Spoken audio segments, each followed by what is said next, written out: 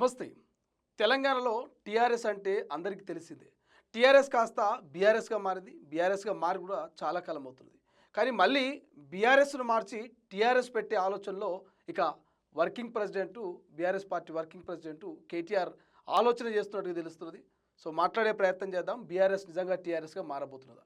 ఇప్పటికే కల్వకుంట్ల కవిత తన కొత్త పార్టీ పేరు టీఆర్ఎస్ పెట్టాలనుకుంటుందంటూ సోషల్ మీడియాలో చర్చ జరుగుతున్నది. మరి చర్చ జరుగుతున్న వేళ కేటీఆర్ బీఆర్ఎస్ను టీఆర్ఎస్గా పెట్టి ఆలోచన చేస్తున్నామని వ్యాఖ్యలు కొంత చర్చనీయాంశంగా మారుతున్నాయి. సో తాజా రాజకీయాల గురించి అన్నిటి గురించి డిస్కస్ చేద్దాం. ప్రస్తుతం మనతో పాటు కేసీఆర్కు అత్యంత సన్నిహితుడు, సో తెలంగాణ ఉద్యమకారుడు రాజా యాదవ్ గారు ప్రస్తుతం మనతో పాటు. సార్ నమస్తే. నమస్తే. సో ఎట్లా చూడవచ్చు, మీరు తెలంగాణ రాష్ట్ర సమితి పెట్టినప్పటి నుంచి ఆల్మోస్ట్ మొన్నటిదాకా ఉన్నారు. సో అంటే ఆ టీఆర్ఎస్ అనేటువంటి పదాన్ని తీసి బీఆర్ఎస్గా పెట్టిరు. బట్ ఏమైందేమో తెలియదు, కానీ జాతీయ స్థాయిలో అది వర్కౌట్ కాలే. సో మళ్ళీ టీఆర్ఎస్ఏ పెట్టబోతున్నామని కేటీఆర్ నిన్న ఒక కామెంట్ చేశాడు. సో ఎట్లా చూస్తారు? దానికంటే ముందు నేను ఒక విషయం చెప్పాలి ఆయనకు. అసలు నేను కేసీఆర్ దోస్తును కాదు. ఓకే. నేను సహచర ఉద్యమకారుని. ఓకే. మీరు నన్ను కేసీఆర్ దోస్తుగా పరిచయం చేస్తాను. పరిచయం చేస్తే కూడా ఉత్తుకపోయింది ఏం లేదు, కానీ ఆయన సన్నిహిత సహచరులకు, ఆయన కులపోలకు ఉత్తుకపోతాను. ఓకే. అచ్చా, అన్ని పార్టీలు ఉన్న ఆయన కులపోలకు ఉత్తుకపోతాను. ఈయనే దోస్తా, వీడు గొల్లోడైంది, మేము ఎలువలం కదా. ఓకే. ఆయనకేం తేడా లేదు, మరి కేసీఆర్కి ఏం తేడా లేదు.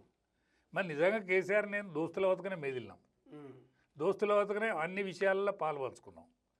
కానీ కేసీఆర్ దోస్తులకు, కేసీఆర్ కులస్తులకు ఉత్తుకపోతుంది కాబట్టి మీరు ఉత్తుకపోకండి, మీకు ఉత్తుకపోనీయకండి. నేను కేసీఆర్ దోస్తునని చెప్పుకోలేదు.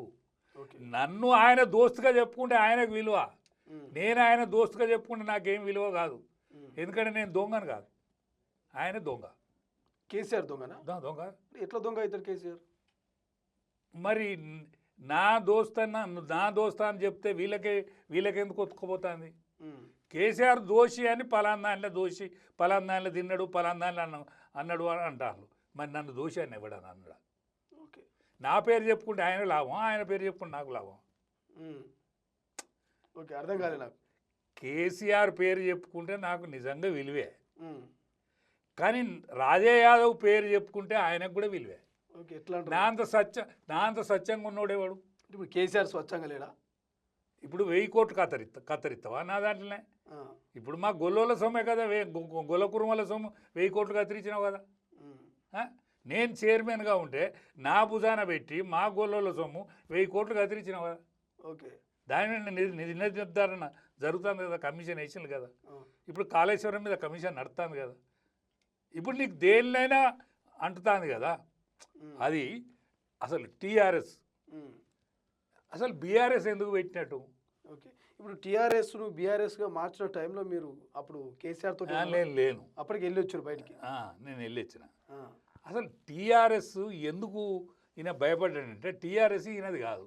ఎవరిది మరి? టీఆర్ఎస్ శ్రమజీవులది, కష్టపడ్డోళ్ళది, నెత్తురొడ్డిన వాళ్ళది, 1200 మంది బలిదానాలు అయిన వాళ్ళది, కవులది, గాయకులది, జైళ్లపాలు అయిన వాళ్ళది, కేసులు మోసిన వాళ్ళది, వీళ్ళందరిది టీఆర్ఎస్. ఈయన భయపడ్డాడు పైసలు వచ్చినాక. పైసలు లేనప్పుడు మంచిగుండనా కేసీఆర్ పైసలు లేనప్పుడు బ్రహ్మాండంగా ఉండే. పైసలు వచ్చిన ఈయనకు భయం పుట్టింది, ఆపేక్ష పెరిగింది. ఈ పార్టీని విస్తరించుదాం అనుకున్నాడు. ఏది యావత్ భారతదేశంలో విస్తరిందాం అనుకున్నాడు. మహారాష్ట్రలో శాఖ పెట్టే, కర్ణాటకలో శాఖ పెట్టే, ఈడబెట్టే, ఆడబెట్టే, ఎక్కడేం రిజల్ట్ లేదా, ఇక్కడే ఉన్నది ఉడుచుకపోయా. ఇప్పుడు చాలామందికి డౌట్, అసలు టీఆర్ఎస్ అనే పేరును ఎందుకు పెట్టిన అనేది కొంత డౌట్ ఉంటుంది. సో మీకేమైనా ఐడియా ఉందా అసలు టీఆర్ఎస్ అనే పేరుని ఎందుకు తీసుకు? తెలంగాణ రాష్ట్ర సమితి అనే పేరు విన పెట్టారు. ఎందుకు పెట్టారు? దాని పేరు టీఆర్ఎస్ అయింది. కల్వకుంట్ల చంద్రశేఖరరావు పోయి కేసీఆర్ అయిండు, తారక రామారావు పోయి కేటీఆర్ అయిండు.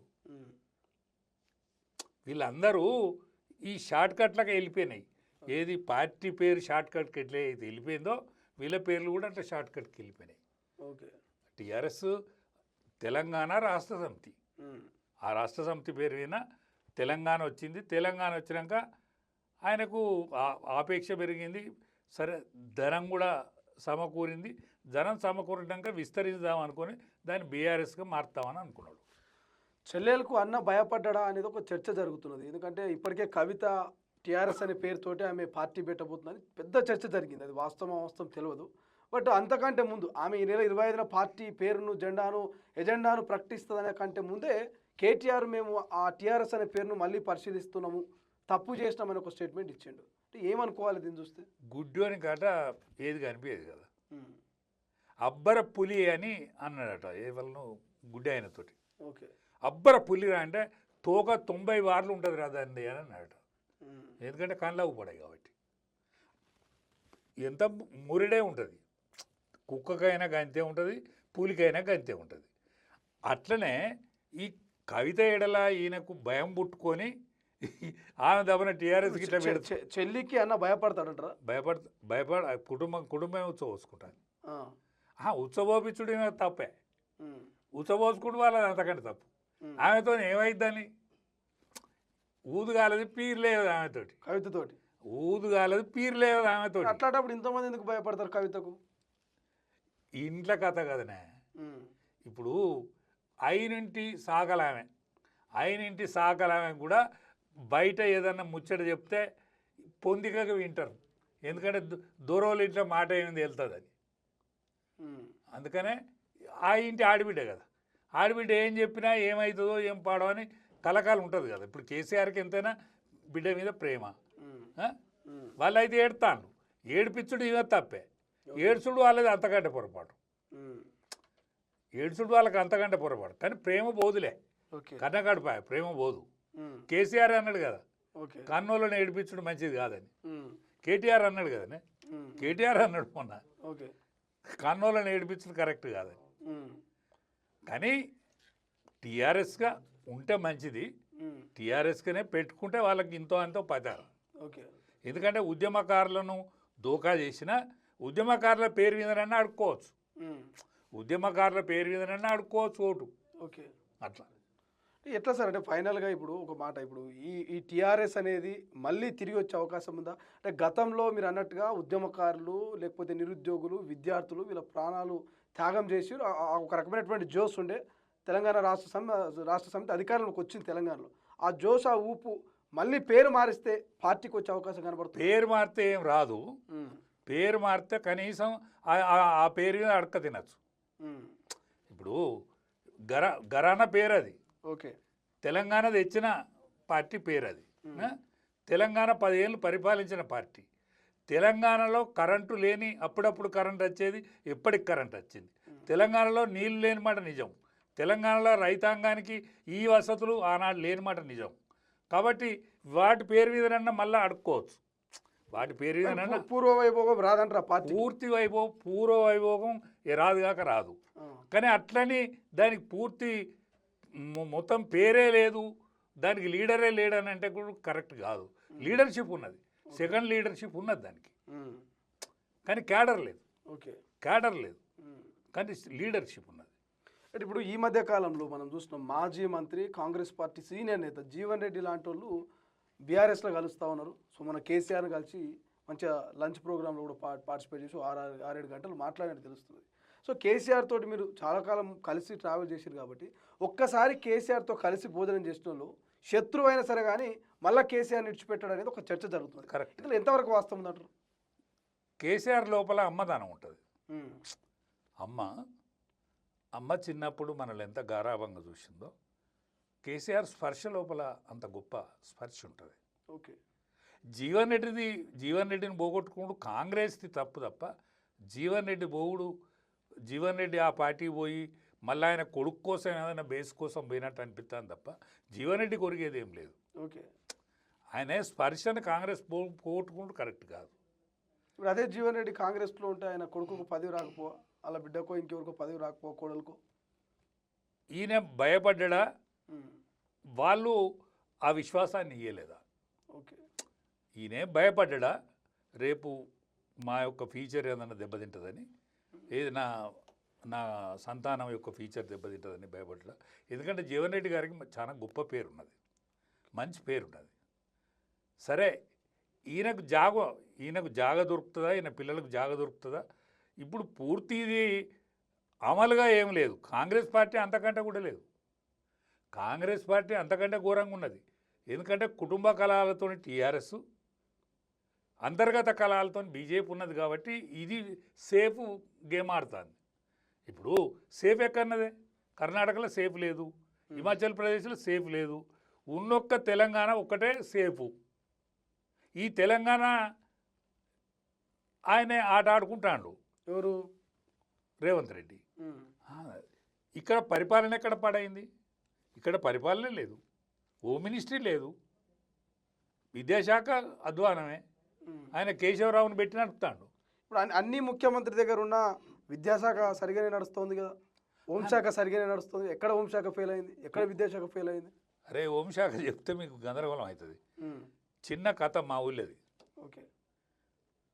మా ఊళ్ళే బర్రెలు కాసుకుంటారు, ఒక ఎస్సీ ఒక గొల్లాయన, కోల కోమరయ్య అని గొల్లాయన. ఆయన పేరు ఏదో ఉన్నదో, ఎస్సీ పేరు నాకు తెలియదు. బర్రెలు కాసుకుంటారు. బర్రెలు కాసుకుంటే ఆ బర్రెల వారి బర్రెలు తన బర్రెలను తను కాసుకుంటాడు, ఈయన బర్రెని ఈయన బర్రెలో కట్టపొంటి వస్తానే, ఆయన బర్రెలు షెర్ల నుంచి వస్తాయి. ఆ షెర్ల బర్రెలలో ఆయన ఏదో కడుక్కుంటాడట బర్రెలను. ఆయన కడుగుతాడు కావచ్చు, వస్తాడు కావచ్చు, కానీ చీకబడదాం ఇంటికి పోయింది. ఇంటికి పోయిండు కానీ ఆ కొద్దిగా ఎడిబాబులోడట ఆయన ఎస్సీ.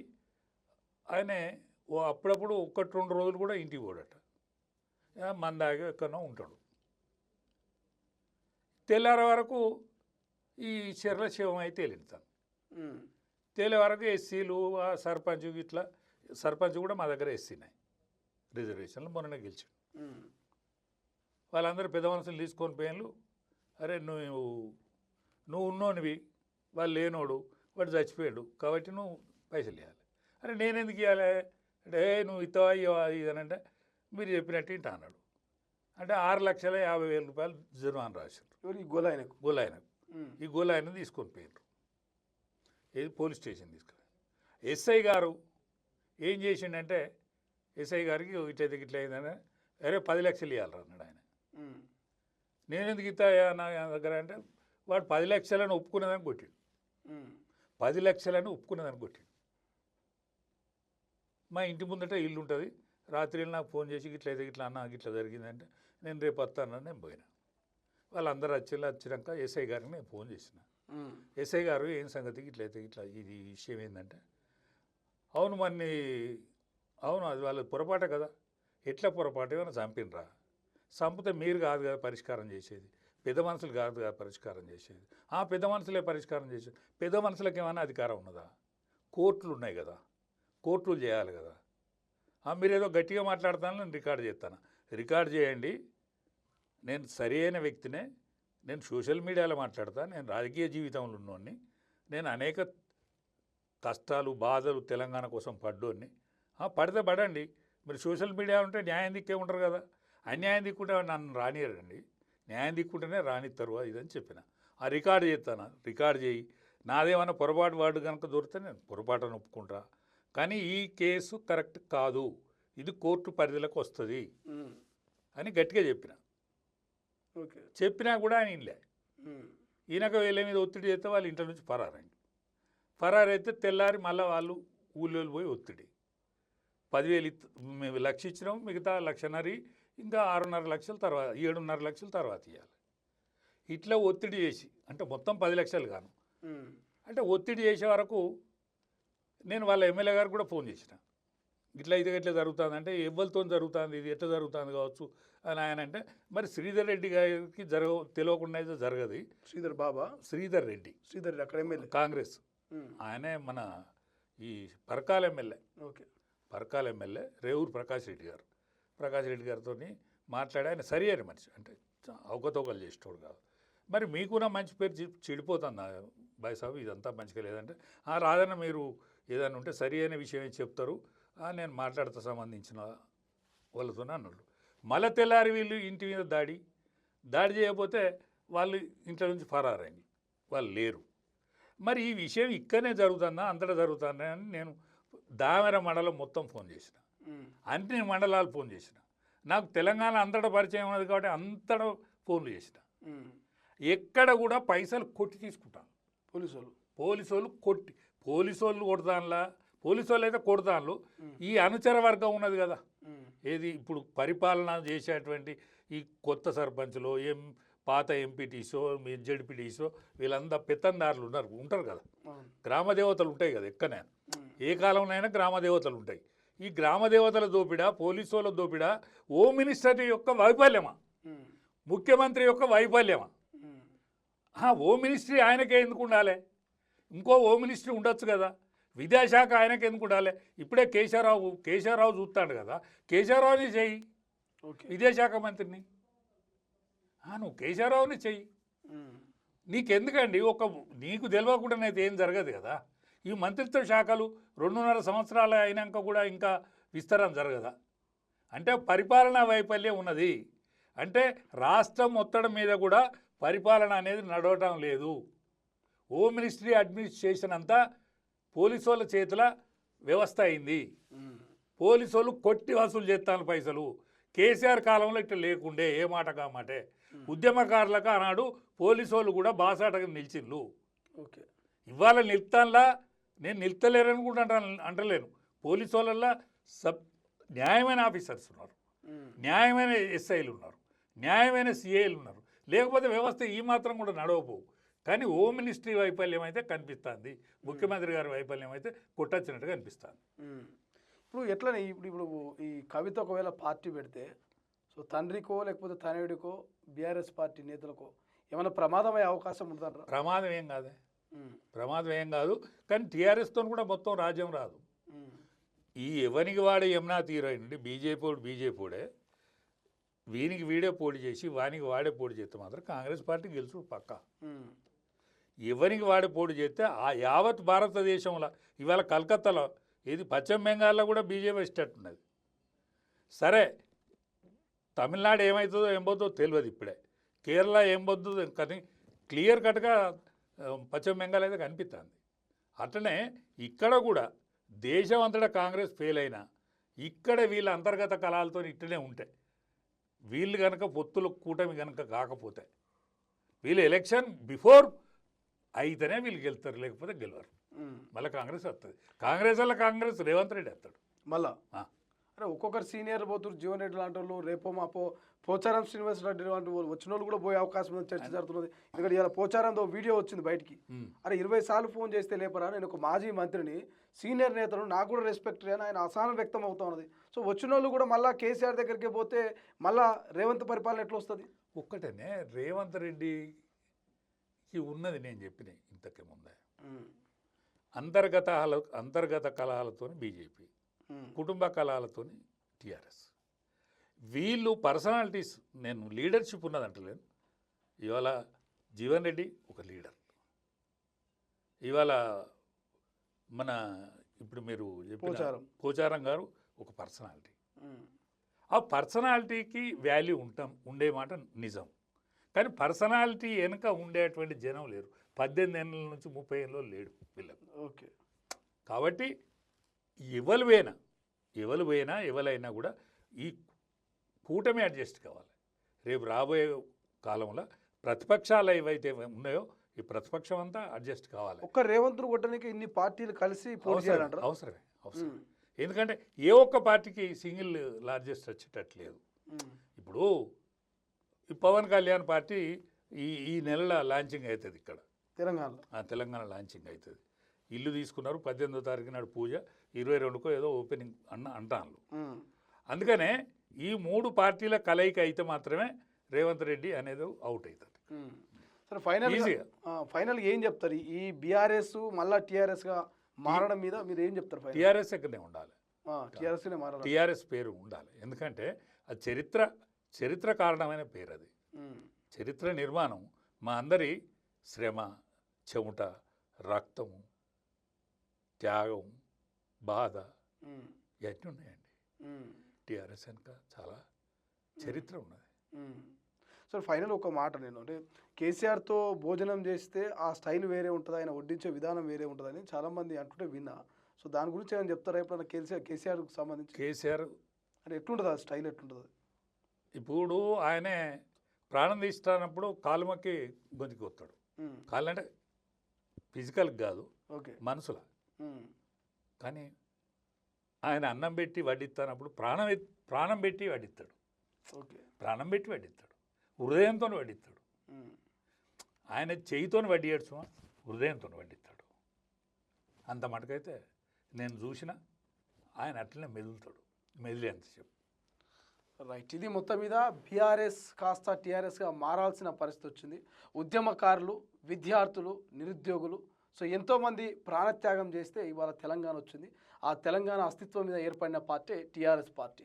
సో అటువంటి పార్టీ మళ్ళీ పూర్వవైభవం రాకపోవచ్చు, కానీ ఎంతో కొంత అస్తిత్వం మాత్రం టీఆర్ఎస్కు ఉంటుంది. సో మళ్ళీ తిరిగి బీఆర్ఎస్ టీఆర్ఎస్గా మారినా ఆశ్చర్యపోవాల్సిన అవసరం లేదంటూ అజయ్ యాదవ్ చెప్తున్నటువంటి పరిస్థితి. చూద్దాం మరి ఈ టీఆర్ఎస్ కేటీఆర్ దక్కించుకోబోతుందా, కవిత దక్కించుకోబోతుందా, ఎవరికి టీఆర్ఎస్ సొంతం కాబోతున్నది, ఏం జరగబోతుంది తెలంగాణ రాష్ట్ర రాజకీయాల భవిష్యత్తులో అనేది చూడాల్సిన అవసరం ఉంది. అసలైన తొలి వెలుగు. ఫాలో వాట్సాప్ @తొలి వెలుగు official.